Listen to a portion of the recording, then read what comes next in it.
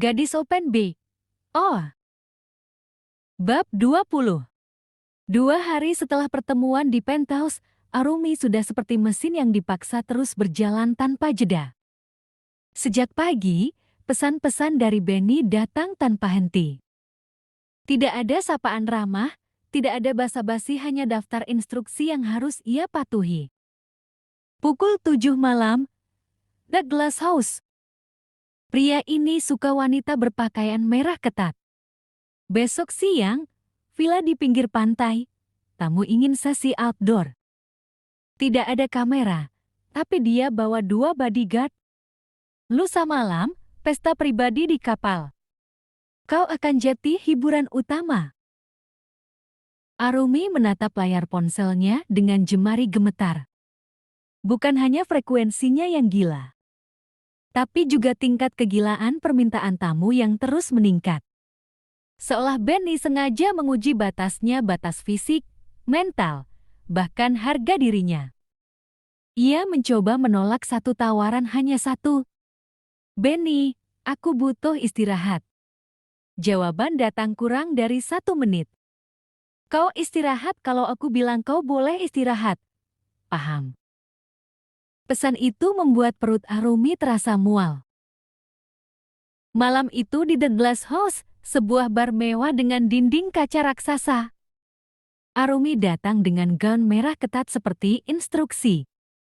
Tamu yang menunggunya adalah seorang pria bertubuh besar dengan tatapan yang terus menelanjangi dirinya dari ujung rambut sampai kaki. Sejak awal, pria itu menginginkan hal-hal yang membuat Arumi tertekan. Ia diminta duduk di pangkuannya di depan banyak orang, dipaksa tertawa keras di tengah ruangan, dan menerima sentuhan yang sengaja dipamerkan di hadapan pengunjung lain. Arumi mencoba mengatur napas. Di dalam dirinya, ada suara kecil yang berteriak hentikan. Tapi wajahnya tetap tersenyum, seolah ia sedang menikmati malam itu. Ia tahu, kalau ia menunjukkan penolakan, Benny akan tahu. Dan jika Benny tahu, akibatnya bisa lebih buruk. Pria itu kemudian membawanya ke balkon kaca di lantai ke-30. Angin malam menerpa kulitnya, tapi dinginnya tak sebanding dengan rasa malu yang menggerogoti. Berikan aku pertunjukan di sini, bisik pria itu, suaranya penuh tuntutan. Aku suka ketinggian dan rasa takut. Arumi menelan ludah. Ia membenci permainan ini, permainan yang sengaja mengombinasikan sensualitas dengan teror. Tapi ia melakukan sesuai permintaan. Setiap detik terasa seperti pisau yang menggores mentalnya. Keesokan siangnya di villa pantai, tamu berikutnya bahkan lebih aneh. Seorang lelaki muda, mungkin baru akhir 20-an. Meminta semuanya dilakukan di luar ruangan tepat di tepi pantai terbuka. Aku suka risiko. Siapa tahu ada yang melihat, katanya dengan senyum nakal. Arumi merasa tubuhnya menjadi kaku. Ia membenci sorot mata para bodyguard yang pura-pura tidak melihat tapi jelas menikmati. Ia membenci suara ombak yang kali ini tak terdengar menenangkan, melainkan seperti sorak-sorai atas kehinaannya. Dan ketika malam berikutnya tiba, pesta pribadi di kapal membuat segalanya meledak. Tamu kali ini bukan satu orang, ada 4 pria berpengaruh yang semuanya tahu Arumi disediakan untuk mereka. Benny bahkan hadir di kapal, berdiri di sudut ruangan, mengawasi seperti sutradara mengarahkan pertunjukan. Malam itu, Arumi merasa dirinya bukan manusia, melainkan barang pameran. Ia dipaksa menari, melayani, bahkan menjalankan permainan yang memadukan musik keras, minuman berlimpah, dan tatapan penuh nafsu dari banyak arah. Setiap sentuhan, setiap tawa kasar, setiap permintaan yang dilontarkan tanpa mempedulikan rasa tidak nyamannya, menambah retakan di dalam dirinya. Pulang dari kapal menjelang subuh, Arumi memandang dirinya di cermin apartemen. Lipstik merahnya sudah pudar, eyelinernya luntur oleh air mata yang ia tahan semalaman. Rambutnya berantakan, gaunnya sedikit sobek di bagian samping. Di balik semua itu, ada mata yang benar-benar kosong. Ia terjatuh di sofa, memeluk bantal, dan untuk pertama kalinya dalam waktu lama. Ia menangis tanpa suara. Air mata mengalir deras, tapi dadanya tak mengeluarkan isak seolah rasa sakitnya sudah terlalu dalam untuk diterjemahkan menjadi suara. Ponselnya bergetar di meja, pesan dari Benny. Besok malam, klien penting, jangan terlambat. Arumi menatap pesan itu lama. Tangannya gemetar. Kalau aku terus begini, aku akan hancur sepenuhnya. Di dalam dirinya, ada dua sisi yang sedang berperang, satu yang ingin membuang ponsel dan kabur sejauh mungkin. Dan satu lagi yang tahu bahwa Benny takkan membiarkannya pergi begitu saja. Malam itu, ia tidak tidur. Ia hanya duduk di lantai, menatap kosong ke arah jendela. Mencoba membayangkan hidup di mana ia bebas, tapi semakin ia membayangkannya, semakin mustahil rasanya. Arumi tiba di hotel yang disebutkan Benny sedikit lewat pukul 8 malam. Bangunan itu berdiri menjulang di pusat kota, tapi bagian dalamnya justru dibuat remang-remang. Seakan mengundang rahasia gelap untuk disembunyikan di balik dindingnya. Lorong menuju suite terasa sunyi. Arume hanya mendengar derap langkahnya sendiri yang tenggelam dalam karpet tebal. Jantungnya berdegup tak beraturan. Ia sudah menerima pesan singkat dari Benny sebelumnya. Dia suka permainan keras, tahan saja, jangan buat masalah. Dua kata terakhir jangan buat masalah terngiang di kepalanya. Ia sudah tahu arti tersiratnya, apapun yang terjadi, ia harus menuruti. Pintu suite terbuka. Seorang pria tinggi, berjas hitam, dengan rahang tegas dan mata dingin menyambutnya. Dari sorot matanya saja Arumi sudah merasakan aura dominasi yang kuat. Masuk, katanya datar. Begitu pintu tertutup, ruangan itu terasa seperti dunia lain. Lampu-lampu diredupkan, hanya ada cahaya temaram dari beberapa lilin di sudut ruangan.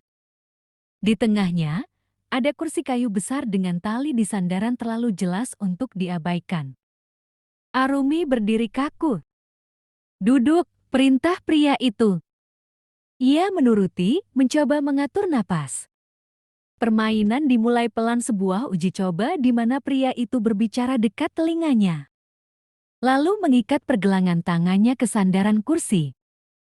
Awalnya, ikatan itu tidak terlalu kencang. Tapi setiap kali ia bergerak, simpulnya ditarik lebih erat, hingga akhirnya jemarinya mulai kesemutan. Aku suka wanita yang tidak melawan, katanya sambil mengamati wajah Arumi. Kau kelihatan pintar menahan rasa sakit. Arumi tersenyum tipis, bukan karena setuju, tapi karena tahu senyum itu satu-satunya tameng yang ia punya. Lalu permainan menjadi semakin keras. Pria itu mencondongkan tubuh, menggenggam dagu Arumi hingga rahangnya terasa sakit. Ia memaksa Arumi menatap matanya, seperti ingin menelanjangi pikiran dan menguji batas mentalnya. Jangan menangis, kecuali aku bilang boleh. Tentu saja, itu perintah yang mustahil.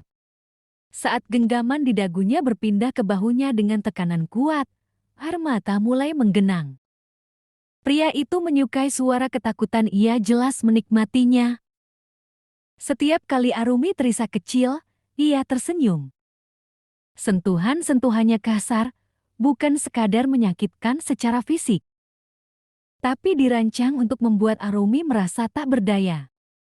Beberapa kali ia memelintir rambut Arumi, menarik kepalanya ke belakang, lalu membisikkan kalimat yang terdengar seperti ancaman. Meski dibungkus nada main-main. Kau tahu, kalau aku mau, aku bisa minta Benny biarkan kau di sini seminggu penuh. Arumi menutup mata. Ia mencoba pergi jauh di pikirannya, mengalihkan kesadaran ke tempat yang lebih aman. Tapi setiap sentuhan kasar, setiap tarikan napas pria itu menyeretnya kembali ke kenyataan. Tangannya mati rasa di ikatan tali. Pipinya terasa panas, bukan hanya karena tamparan ringan yang diterimanya, tapi juga dari rasa malu yang menyesakkan. Ada momen di mana Arumi tak bisa lagi menahan air mata. Tetesannya jatuh di gaun yang ia kenakan malam itu. Ia tidak menangis terisak, tapi tangis diam itu justru membuat hatinya semakin hancur. Seolah ia menandatangani pengakuan bahwa ia benar-benar tak berdaya. Pria itu melihatnya menangis. "Kau cantik kalau menangis," katanya sambil mengusap air mata itu dengan ibu jarinya. Tapi sentuhan itu sama sekali tidak lembut. Permainan berlanjut.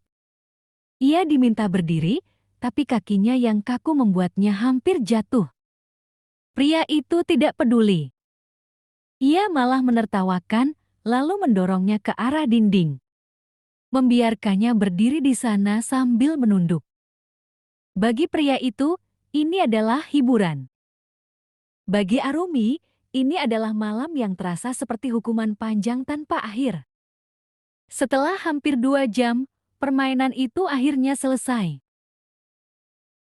Arumi duduk di tepi ranjang suite, memijat pergelangan tangannya yang memerah karena ikatan.